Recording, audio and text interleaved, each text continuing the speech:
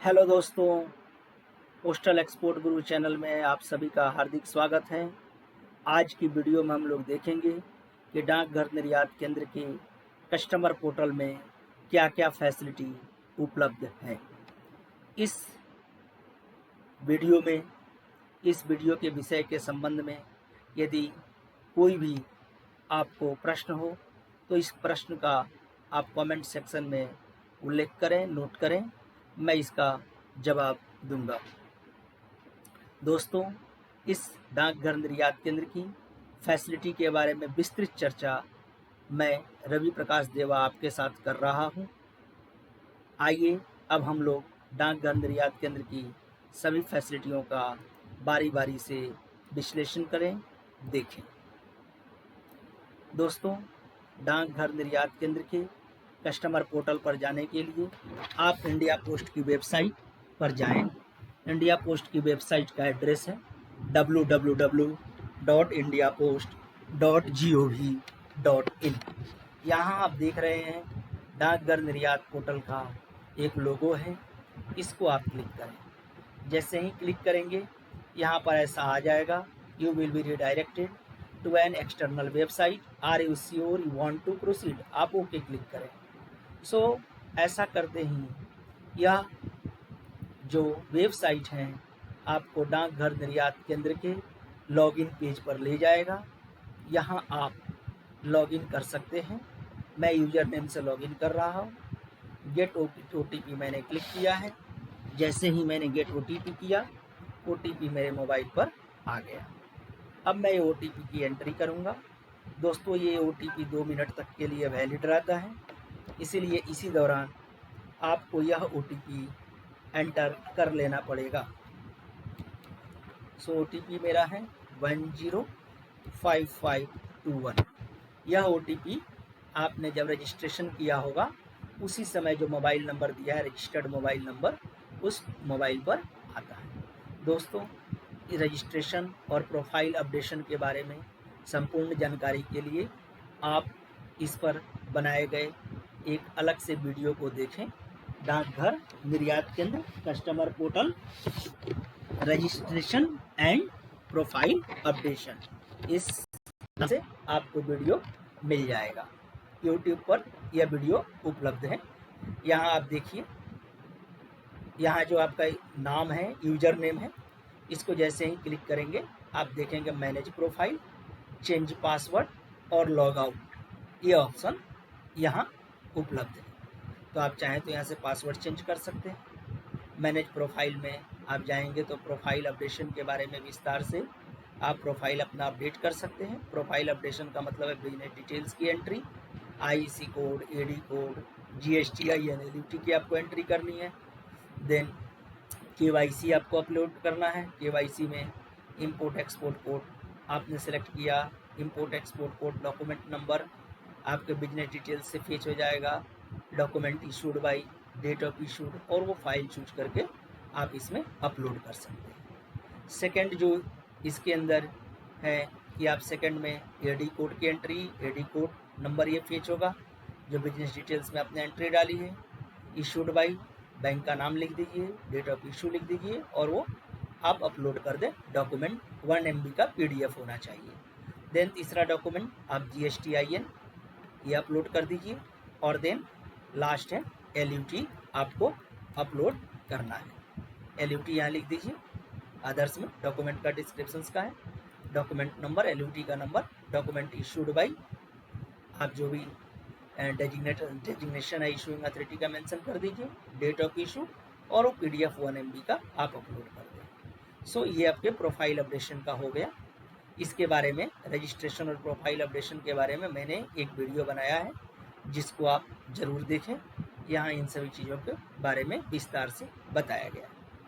दोस्तों, इसके आगे आप देख रहे हैं कि ये जो मैनेज प्रोफाइल है, यहाँ आप जो बिजनेस डिटेल्स वाले ऑप्शन में देख रहे हैं कि यदि आप कॉन्ट्रेक्चुअल कस्टमर हैं और आपने अपना कॉन्ट्रैक्ट आईडी और कस्टमर आईडी और कॉन्ट्रैक्ट आईडी यूजर नेम के साथ मैप करवा रखा है, सो यहाँ आपके पूरे डिटेल्स आपके कस्टमर पोर्टल पर ही उपलब्ध होंगे, जहाँ आप देख सकते हैं कॉन्ट्रैक्ट आईडी वाइज आपके बैलेंस क्या बचे हुए हैं, कॉन्ट्रैक्ट की वैलिडिटी क्या है, ये कॉन्ट्रैक्ट कौन से प्रोडक्ट के लिए है, और इसका टाइप क्या है, मतलब बुक नाउ पे लेटर है या एडवांस पेमेंट फैसिलिटी है। बुक नाउ पे लेटर आपके ईएमएस के लिए ही होगा, बाकी फॉरेन लेटर्स, फॉरेन पार्सल और फॉरेन और इंटरनेशनल ट्रैक्ड पैकेट के लिए आपको एडवांस पेमेंट फैसिलिटी उपलब्ध है। ईएमएस के लिए भी एडवांस पेमेंट फैसिलिटी उपलब्ध है।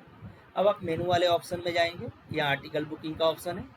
आर्टिकल बुकिंग के बारे में मैंने एक वीडियो बना रखा है जो यूट्यूब पर उपलब्ध है, आप वहाँ पर देखें। डाकघर निर्यात केंद्र के कस्टमर पोर्टल से आर्टिकल बुकिंग के बारे में संपूर्ण जानकारी दी गई है। आर्टिकल बुकिंग वाले ऑप्शन में आपके पास क्या क्या ऑप्शन है, तो आप यहाँ पर कंट्री का नाम सेलेक्ट कर सकते हैं।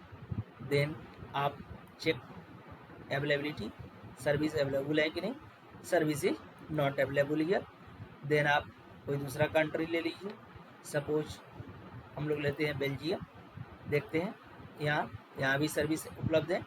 कौन कौन सी सर्विस उपलब्ध है, international EMS document, international air parcel, registered letter, international registered small packet, international EMS merchandise. वैसे ही जैसे यदि हम लोग इसमें भूटान सेलेक्ट करते हैं, सो भूटान के लिए कौन कौन सी सर्विस उपलब्ध है, तो भूटान के लिए इंटरनेशनल ट्रैक पैकेट की भी सर्विस उपलब्ध है।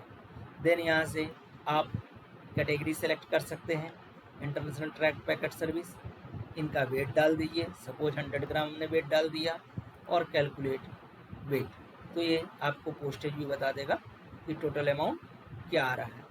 यदि आपने यहाँ ईएमएस डाल दिया और 100 ग्राम डाल दिया, आप देखें यहाँ आ जाएगा 1074। सो इस प्रकार से आप वेट के हिसाब से पोस्टेज भी पता कर सकते हैं। यदि आपने इंश्योरेंस ऑप्शन सेलेक्ट किया है तो इंश्योर्ड अमाउंट यहाँ पर लिखना ना भूलें। आप इंश्योर्ड अमाउंट यहाँ पर लिख दिए 1000 रुपीज़। सो जैसे ही आपने इंश्योर्ड अमाउंट 1000 लिखा और यहाँ कैलकुलेट किया, सो आपको इंश्योरेंस के साथ यहाँ पर चार्ज आ जाएगा। सो आप वेट सर्विस की उपलब्धता की जांच कर सकते हैं, यहाँ आप पोस्टेज की जांच कर सकते हैं, इंश्योरेंस और विदाउट इंश्योरेंस। दोस्तों, यहाँ dangerous goods, narcotics, drugs, psychotropic substance और प्रोहिबिशंस से संबंधित पीडीएफ दी गई है, इसको आप डाउनलोड कर सकते हैं और इनके बारे में विस्तृत जानकारी ले सकते हैं। देन आप देखेंगे यहाँ आपको बल्क अपलोड का ऑप्शन है। बल्क अपलोड में आप एक साथ एक से ज़्यादा आर्टिकल की बुकिंग कर सकते हैं। यहाँ आर्टिकल बुकिंग के जरिए आप एक एक आर्टिकल बुक करेंगे और हर एक आर्टिकल का एक पीबी होगा। बल्क अपलोड के जरिए जब आप आर्टिकल की बुकिंग करेंगे तो जितने भी आर्टिकल एक साथ अपलोड करेंगे सबका एक ही पीबी आ जाएगा। बल्क अपलोड के बारे में मैंने एक अलग से वीडियो बना रखा है, जिसे आप ज़रूर देखें ताकि बल्क अपलोड का कंप्लीट प्रोसेस आपको पता चल सके। अभी एक डॉक्यूमेंट अपलोड सेक्शन है, यहाँ आप बुकिंग के बाद किसी भी आर्टिकल का आर्टिकल नंबर, देन उसका डॉक्यूमेंट टाइप सेलेक्ट करना, इनवॉइस है, कॉन्ट्रैक्ट है, एक्सपोर्ट लाइसेंस है, डॉक्यूमेंट नंबर है, यहाँ नोट करना है और तब वो डॉक्यूमेंट सेलेक्ट करके आपको ब्राउज करके यहाँ अपलोड कर देना है। डॉक्यूमेंट 1 MB से ज़्यादा नहीं होना चाहिए और PDF में होना चाहिए। दोस्तों, इस मेनू ऑप्शन में फॉर्म्स डाउनलोड का भी ऑप्शन है। आपने किसी भी आर्टिकल के लिए यदि चाहें तो यहाँ से CN फॉर्म आप डाउनलोड कर सकते हैं। CN फॉर्म सेलेक्ट किया, फेच किया, हमें CN फॉर्म आ जाएगा। यदि आप चाहें इनवॉइस डाउनलोड करना, यहाँ इनवॉइस या CN फॉर्म को आप प्रिंट भी कर सकते हैं, डाउनलोड भी कर सकते हैं। फिर यदि आप चाहते हैं इसी का इनवॉइस निकालें तो इनवॉइस सेलेक्ट कीजिए, फेच क्लिक कीजिए, आपको इनवॉइस आ जाएगा। इसको आप डाउनलोड कर लीजिए या आप इसकी प्रिंट भी ले सकते हैं। देन आप देखिए कि यदि एक बार आपने आर्टिकल कस्टमर पोर्टल पर बुक करने के बाद डाकघर निर्यात केंद्र में प्रेजेंट कर दिया है, वहाँ इंडक्शन का काम पूरा हो चुका है। डाकघर निर्यात केंद्र से यह article linked mapped foreign post office जाता है, ऑफिस ऑफ एक्सचेंज में जाता है, जहाँ कस्टम्स का क्लियरेंस होता है। और कस्टम्स को यदि किसी आर्टिकल के बारे में कोई एडिशनल डॉक्यूमेंट या इंफॉर्मेशन की ज़रूरत होती है तो कस्टम पोर्टल पर वो मेंशन करते हैं और वो यहाँ पर रिफ्लेक्ट होता है। जो बेल आइकन आप देख रहे हैं सपोज कीजिए कि आपको जो है, जैसे मानकर चलिए कि आपने 50 आर्टिकल बुक किए हैं, जिसमें 2 आर्टिकल के बारे में कस्टम्स को डॉक्यूमेंट्स, एडिशनल डॉक्यूमेंट या एडिशनल इन्फॉर्मेशन चाहिए, तो ये जो आप देख रहे हैं यहाँ पर 2 मेंशन होकर आएगा। अगर 3 आर्टिकल के बारे में चाहिए तो 3 मेंशन होकर आएगा। और यह जैसे ही आप क्लिक करेंगे, अगर यहाँ 1 मेंशन है मतलब 1 आर्टिकल के बारे में, 0 मेंशन है, नहीं कोई भी कस्टम की क्वेरी नहीं है, 1 मेंशन है, आपने क्लिक किया। जैसे ही आप क्लिक करेंगे, चूँकि यहाँ 0 है तो नो मैसेज टू शो। अगर 1 होगा तो 1 आर्टिकल का डिटेल्स देगा, क्या इन्फॉर्मेशन मांगी गई है वो मेंशन होगा, क्या डॉक्यूमेंट चाहिए वो भी मेंशन होगा। देन उसके बाद डॉक्यूमेंट अपलोड करने के लिए भी आपको अपलोड का प्रोविज़न होगा, और इन्फॉर्मेशन लिखने के लिए इन्फॉर्मेशन लिखने की जगह होगी। एक बार अपडेट कर देंगे, ये कस्टम्स पोर्टल में कस्टम्स को रिफ्लेक्ट हो जाएगा। देन इसके बाद यहाँ आप देखेंगे कि आपके पास फॉर्म्स डाउनलोड का ऑप्शन है। फॉर्म्स डाउनलोड का ऑप्शन मैंने दिखा दिया था।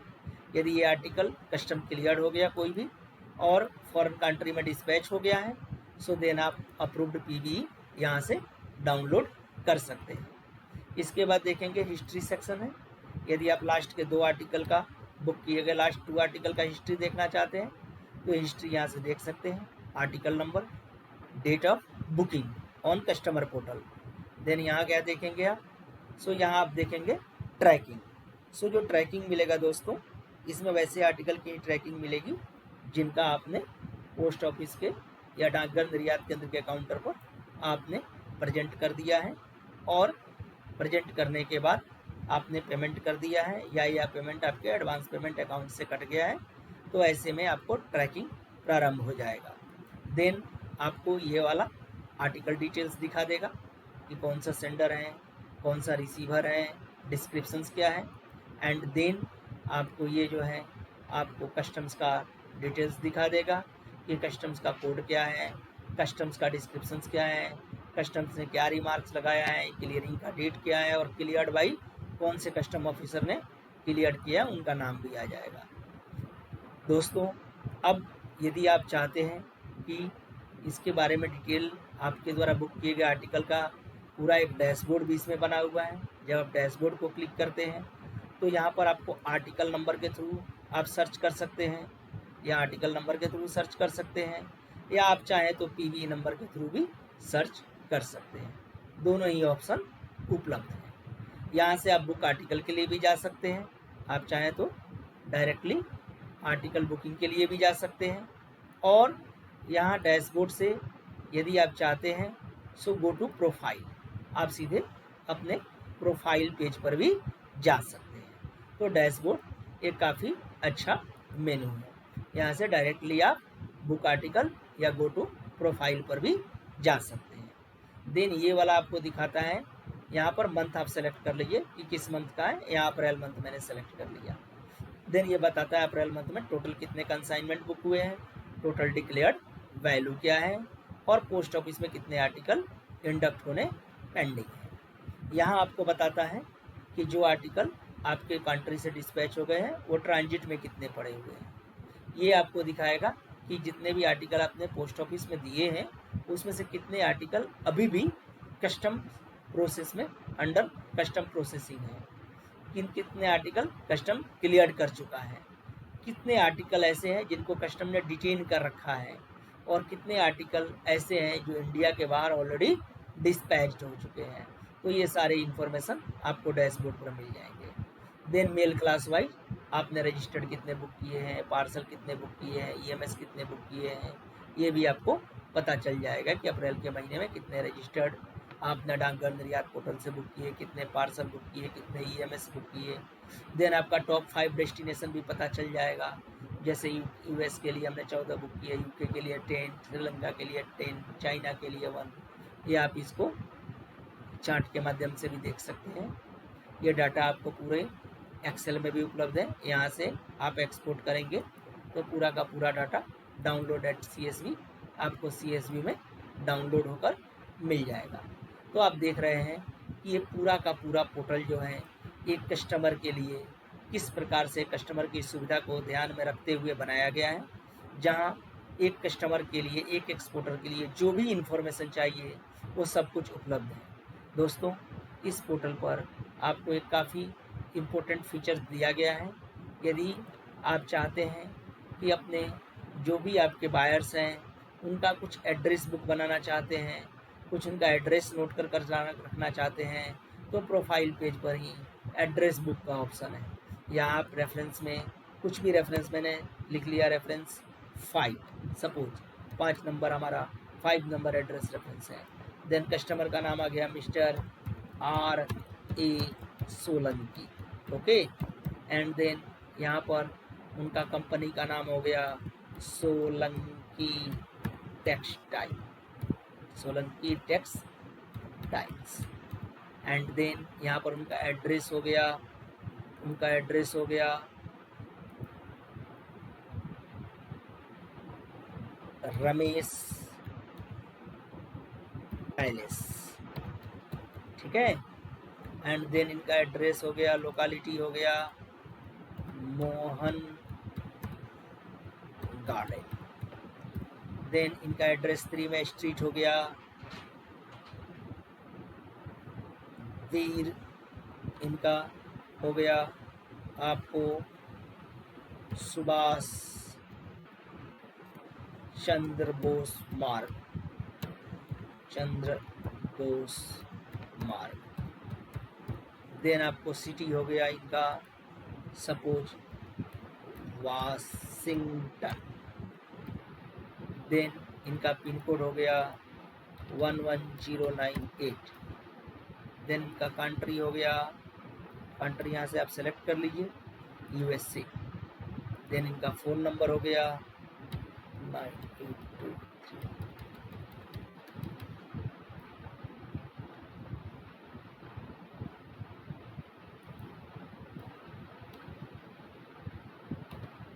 एंड देन इनका ईमेल आईडी लिख दिए हम लोगों ने RA solanki@gmail.com।